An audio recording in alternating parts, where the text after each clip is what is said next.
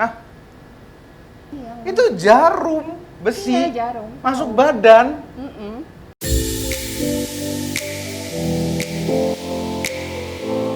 Halo, selamat datang di YouTube channel Tante Mobi. Udah lama gak bikin video nih, baru bikin video lagi. Ini apa sih? Tentang apa sih? Kenapa aku dibawa-bawa? Tunggu dulu, ini belum selesai openingnya. Ini kan kemarin abis sibuk ngurusin Mobi 1 dan sekarang baru mau mulai lagi, fokus lagi. Semangatin ya. Nah, hari ini kita mau ngobrol bareng Om Mobi. Dan juga ada psikolog Kice nih. Halo. Halo Anas, apa kabar? Kabar Halo. baik, Mbak. Halo Om, makasih banget udah diundang ke sini. Nah, aku nih mau ajakin ngobrol-ngobrol. Aku mau tanya tentang gimana ya caranya supaya anak itu nggak takut disuntik gitu. Hah? Aku mau tanya, kan kemarin aku ajak Mobi Natural. 1. Tunggu, Mobi 1. Aku ajak Mobi Junior, ajak Little Miss Mobi vaksin. Itu tuh mereka kan takut banget dan terus udah gitu udah aku kasih pengertian nih, diajak ngomong, akhirnya mau, tapi begitu sampai tempatnya terus mereka tuh takut lagi gitu kan, kayak aku tuh bingung sebenarnya kayak gitu tuh boleh dipaksa atau enggak. Ini kan ini ngomongin suntikan. Iya, Itu jarum besi. Iya, jarum. Masuk badan. Ya makanya, nah Om Mobi ini dia itu takut disuntik juga. Enggak takut. Jadi kalau nggak takut apa? Enggak, konsepnya jarum besi masuk badan. Boleh ceritain nggak kalau kamu nih misalnya kan diajak suntik tuh kemarin kan, dia tuh kalau aku ajak suntik, oh ini waktu itu aku ajak ambil darah harus check up gitu. Kan udah umur segini ya, harus check up dong gitu. Itu kita pakai berantem dulu dan dia sampai diamin aku 3 hari. Sebenarnya apa sih ketakutan kamu tuh apa? Apa yang kamu rasain, ceritain dong.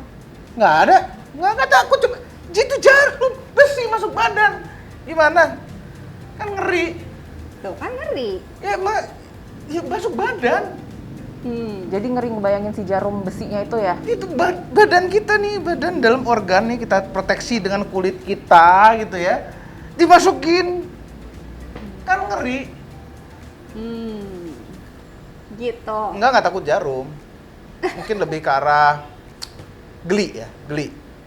Fobia. Nah, karena itu, aku tuh pengen ya ngebahas lebih lanjut aja gitu, supaya gimana nih supaya anak-anak nggak jadi kayak gini. Betul. Gitu. Nah, Apalagi anak kan ngeliat orang tuanya ya. Iya, Kalau pasti. papa aku nggak suka, aku juga nggak mau. bapaknya aja udah kayak gini gitu. Nah sebenarnya kalau orang tua nih, maksudnya udah gede, udah besar gitu masih kayak gini, itu tuh Iya. kenapa sih penyebabnya biasanya?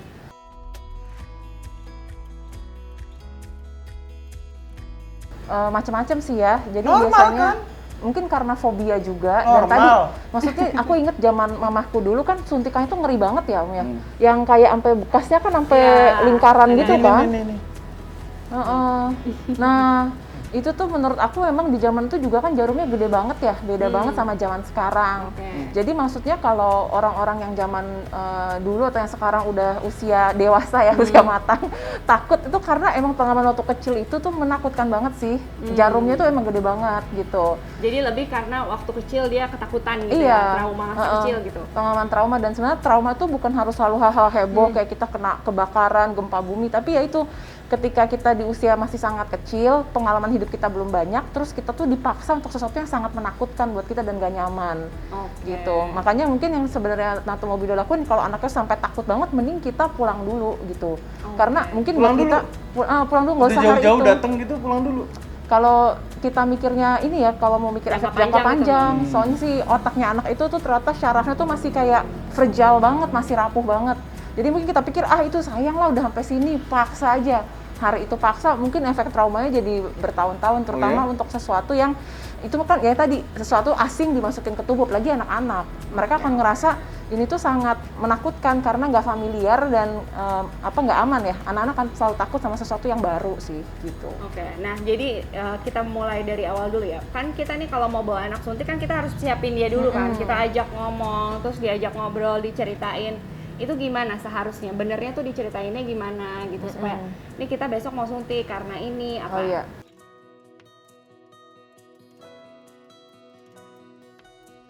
Jadi berapapun usia anak, makin dia usianya kecil, kayak misalnya umur 2-3 tahun, ada ya, terakhir dengar berita 5 tahun ke bawah baru mau mulai ada nih suntikannya. Tapi anak SD pun itu kita perlu briefing, ceritain kayak tadi, itu mungkin minimal 2 minggu sampai sebulan. Ceritain ada itu besi masuk dalam badan, nah Kalau gitu besi semua orang takut. kulit kita masuk nih 2 cm. Ya enggak lah. Kan biasanya kalau aku tuh kemarin biasanya pakai buku. Iya. Kan sekarang udah banyak banget buku-buku yang edukatif ya. Jadi aku ceritain bahwa kalau misalnya kita divaksin itu adalah masukin tentara dalam tubuh. Betul. Supaya nanti kalau virus datang, badan kita udah punya tentara untuk berperang gitu. Nah biasanya tuh kalau Mobi Junior tertarik banget tuh. Nah tapi dia pas diceritain semangat, terus Iya. udah oke. Nah begitu pas hari hanya Gitu, karena memahami dengan cerita satu hal, dan anak-anak kan lagi senang cerita superhero, dan wih kalau aku jadi kuat, keren, itu tuh mereka senang. Terus juga anak-anak lu tahu soal COVID, jadi anak klien-klien yang ada di klinik aku tuh suka nanya gini, gimana sih caranya aku bisa berperang melawan COVID? Nah jadi kalau misalnya mereka punya semangat itu, kita bilang iya makanya dengan suntik, karena tadi nanti ada tentara-tentara di tubuh, itu satu hal. Tapi ketika dia datang di ruangan tempat suntik, itu hal lain, karena secara sensori nih, apa yang anak lihat, dia dengar dari sana itu hal baru. Belum lagi suara-suaranya, belum lagi APD ya, pakai APD itu sama orang-orang asing kan mereka sangat nggak familiar ya, gitu. Terus mungkin dengar anak lain nangis. Nah itu jadi secara sensori banyak banget hal yang mereka alami di hari mereka suntik. Jadi emang perlu beberapa strategi nih, tergantung tipe anaknya. Misalnya kalau kita bisa dapat datang pagi, jadi sebelum rame. Jadi itu mengurangi stimulus yang masuk ke otaknya si anak. Jadi buat kita nih ternyata ya, antara ruangan yang rame sama yang sepi, itu cara otak kita memproses itu berbeda loh. Mungkin ada orang-orang dewasa yang nggak apa-apa, rame sama sepi saya biasa aja. Tapi di anak-anak itu signifikan banget bedanya, itu ngaruh banget gitu. Terus sama itu, kalau beberapa sekolah kan ini bareng-bareng. Jadi kalau lihat temennya, teman aku udah nih, terus aku kayak gitu. Tapi kalau yang misalnya orang tuanya yang vaksinnya di rumah sakit, ya udah misalnya nanti di sini ada nggak hal menyenangkan apa yang bisa kita lakuin abis ini? Oke. Gitu. Oh itu reward. Nah kasih reward itu boleh nggak? Kayak menawarkan rewards kan, kayak kalau misalnya nanti kalau kamu pintar mama beliin ini ya, itu tuh boleh nggak sebenarnya?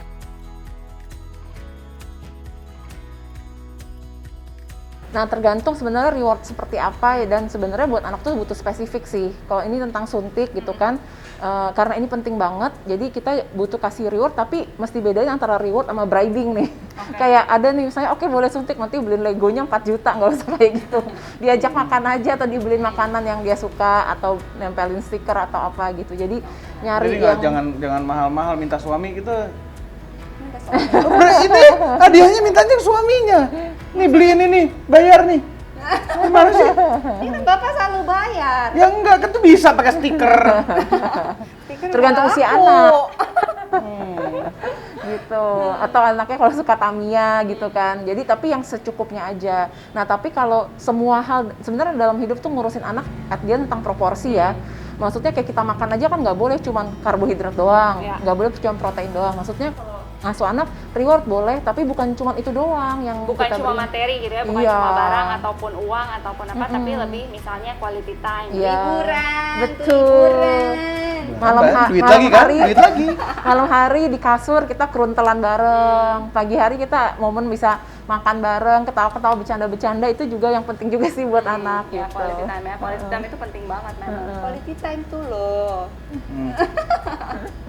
Oke, nah terus nih misalnya kan udah nih, tadi kan karena sensory input yang masuk banyak, terus anak ini mungkin panik, terus dia jadi nggak mau, gitu kan? Kalau nggak mau, berarti tuh kita sebaiknya jangan dipaksa ya? Iya.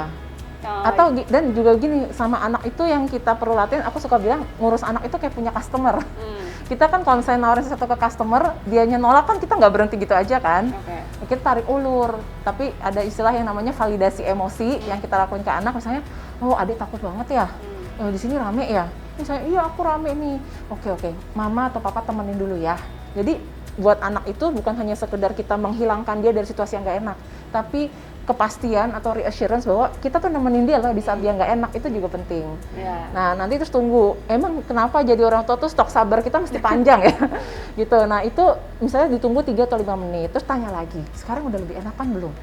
Mau coba nggak? Aku masih takut. Iya masih takut ya, tapi mau nggak kita coba duduk lebih dekat, jadi bisa lebih kelihatan kayak gitu. Jadi itu yang bisa kita lakuin ke Tapi anak. kalau lihat itu dia juga justru nggak makin takut gitu, justru kayak oh ternyata nggak apa-apa gitu. Iya, ternyata nggak Atau apa-apa. tergantung yang dia lihat, pas dia lihat anaknya nangis. Sebenarnya tadi kan itu kan sebenarnya cuma berapa detik doang Iya, ya dimasukin. Jadi buat seorang anak dia akan makin takut sama sesuatu yang dia nggak paham. Makanya dulu mungkin orang tua kita zaman dulu sukanya nakut-nakutin anak kan. Tapi itu kan bikin kita jadi nggak berpikir kritis Iya. gitu. Tapi kalau dia lihat oh begitu doang, oh cuma sebentar, oh bisa aku dapat hal yang aku suka, bisa beli mainan yang secukupnya. bribing. Enggak, tergantung harga. Atau habis ini aku boleh ngapain di rumah gitu kan. Nah itu bisa menyemangati dia. Tapi juga mesti ingat di rumah, apakah kita di keluarga nih sebelum soal vaksin, kalau kita lagi ngasih tauin anak, kita suka ngancem, dan mungkin ngancem itu adalah awas ya kamu kita bawa ke dokter disuntik, atau awas ya kamu ke pak polisi kayak gitu. Nah itu kan berarti udah ada pemrograman di kepala anak Negatif nih, ya jadinya. bahwa si suntikan ini tuh suatu hal yang sering dipakai buat orang tuanya tuh mengancam anak gitu. Oh iya, itu masa lalu kan begitu. Papa mama mau pergi, mau ikut. Nggak mau ke dokter, oh nggak jadi. Oh gitu. Ya kan? Dibilangnya mau ke dokter. Iya. Jadi kita takut disuntik. Bener. Sekarang Atau- masih gitu nggak? Apa? Kamu ke anak-anak nggak gitu kan? Apaan? Ya kamu ke anak-anak kalau mau ditanya papa mau kemana gitu. Oh, mau ikut sini ke papa yuk. Nah, Gitu. Atau ini dulu, kalau nggak makan pinter disuntik ya gitu. Jadi asosiasi di kepala tuh buruk disuntik banget. tuh udah jelek banget gitu Iya. ya. Jadi kita harus satu menghindari asosiasi itu, jangan mengasosiasikan disuntik dengan ancaman gitu, dengan sesuatu yang buruk. Terus pelan-pelan kita ajak ngomong dari sekitar 2 minggu sampai 1 bulan kita ajak ngomong dulu nih bahwa nanti disuntik kayak gini, disuntik tuh supaya kamu ini loh, dijelasin semuanya.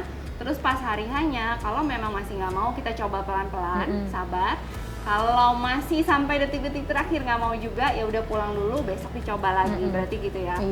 Iya, karena kemarin itu Mobi Junior waktu aku bawa, jadi dia tuh disuntiknya terakhir. Karena memang benar-benar nunggu semua sepi, Selesai. kayaknya semua sepi, tapi begitu sepi tuh dia kelihatan lebih tenang dan lebih nyaman. Mungkin kan udah nggak ada anak-anak lain ya, dan tinggal dia sendiri, ya udah akhirnya dia mau. Betul. Ini tuh di kepala anak-anak mirip kayak mereka suruh tampil depan panggung. Kita aja mungkin orang dewasa ya, kalau nggak biasa suruh ngomong depan panggung bisa gemeteran loh. Tapi begitu dia lihat, oh yaudah deh aku yang terakhir, dia kayak sistem syarafnya lebih tenang. Gitu. Jadi mungkin kan lingkungannya juga jauh lebih tenang. bener, kadang-kadang kita orang dewasa suka nggak sabar dan kita suka mikir gitu doang. Buat anak itu nggak gitu doang. Ini it's a big thing buat mereka yang pengalaman hidupnya belum banyak gitu. Ya. Nah sekarang nih, kalau misalnya udah gede kayak gini, ini kan udah gede. Iya. Dan banyak banget aku lihat banyak banget yang sama lah bapak-bapak kayak gini juga. Iya, aku kemana lihat videonya di Normal TikTok. soalnya. Iya makanya. Nah itu apa yang harus dilakukan? Apakah itu suatu hal yang wajar atau harus misalnya apakah ada treatmentnya atau gimana harusnya?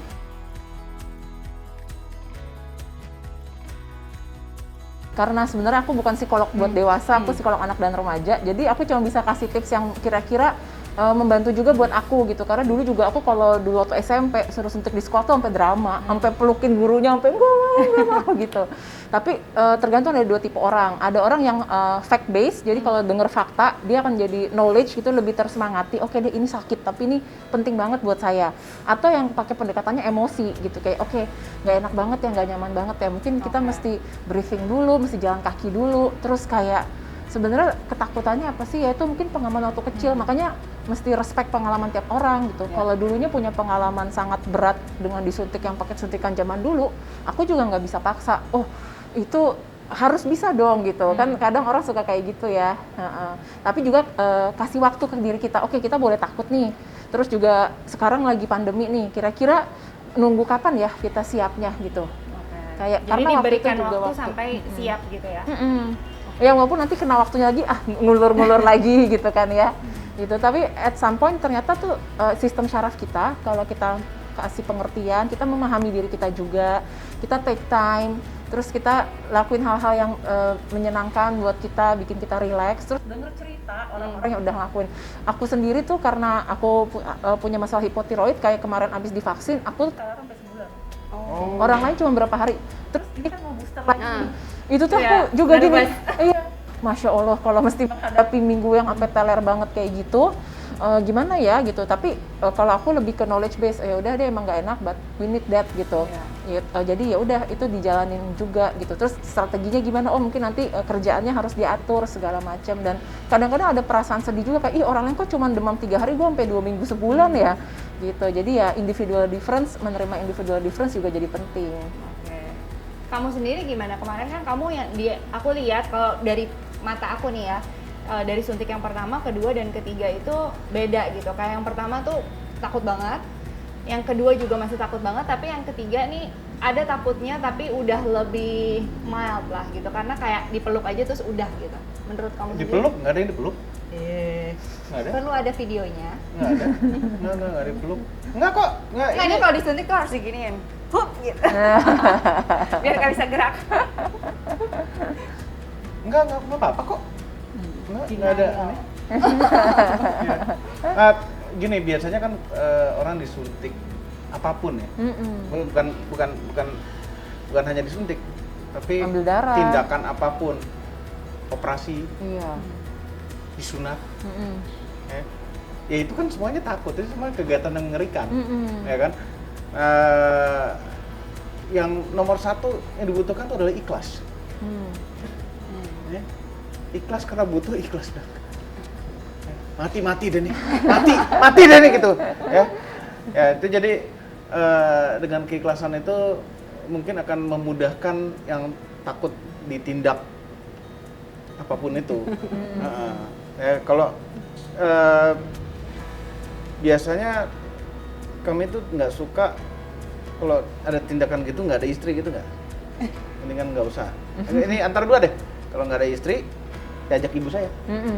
Jadi sumber rasa nyaman ya. Iya. Iya bisa pakai strategi itu. Iya, Dan sama satu lagi, gengsi. Ya, ketika rame banyak orang, lalu udah gengsi. Nggak apa-apa gitu. Padahal di sini duduk gitu ya. Karena nih sampai sekarang harusnya dia harus operasi gigi bungsu dan sampai sekarang belum dilakukan, padahal udah sakit banget gitu. Nggak, aku juga nih ini mesti nanti operasi. lama-lama dia naik sendiri. Dia mau cari dukun yang bisa pindahin ke telur. Ya nanti kalau ada dukun pindahin ke telur gitu kan. Buka telurnya ada gigi, tuh keluar giginya. Iya. Padahal juga ada loh operasi gigi bungsu yang bisa bius total, jadi kita nggak berasa. Karena dengar bunyi-bunyi krek apa bunyi Takut nggak bangun nggak sih? Enggak, kan mereka udah belajar, dokter anestesi belajar lama. Nanti nggak bangun lagi. Lupa Kebanyakan bangunin. ketakutannya. Oke, kita balik lagi ke sini. Jadi tadi itu udah dibahas dari awal bahwa rasa takut itu wajar. Pasti semua anak mengalami, nggak cuma anak gitu, kita pun dewasa mengalami rasa takut.